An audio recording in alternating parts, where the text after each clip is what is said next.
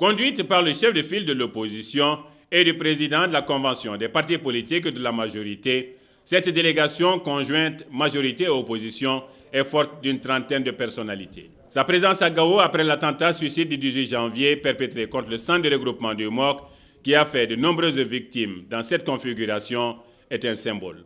Que la classe politique ait décidé, à partir de l'élément déclencheur, l'attaque terroriste du camp du MOC du 18 élément déclencheur, mais qui en même temps crée un déclic au niveau des consciences, que la classe politique s'est saisie de cette occasion pour travailler, œuvrer à son unité, à se rassembler.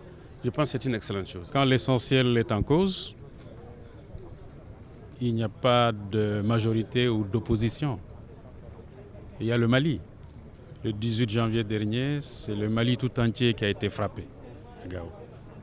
Ceux qui nous ont frappés n'ont pas fait de différence entre nous. Je crois que ce qui se doit en pareille circonstance, c'est que les partis politiques du Mali se donnent la main pour apporter une réponse commune et unique.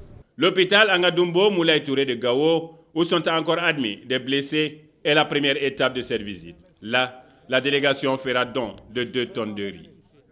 Dans la salle de conférence du gouvernorat, où sont réunis notables, religieux, chefs militaires et représentants de la classe politique régionale et de la société civile, la délégation a présenté les condoléances de la classe politique malienne pour le repos éternel de l'âme des vaillants combattants tombés lors de cette barbarie humaine.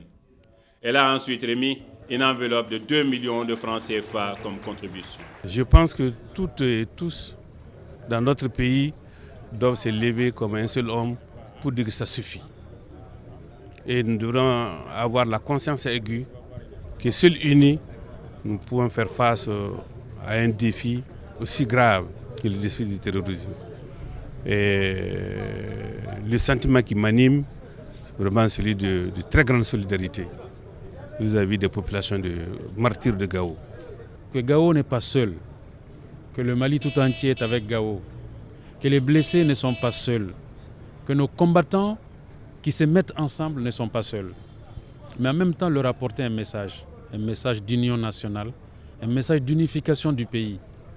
Le sang versé, le sang des Iforas, des Idnan, des Imrad, des Gandakoy, des Gandaïzo, des Arabes, des Bambara, de nos Famas, le sang versé doit désormais être notre référence. Une démarche hautement patriotique pour la région, dira le gouverneur Seydou Traoré.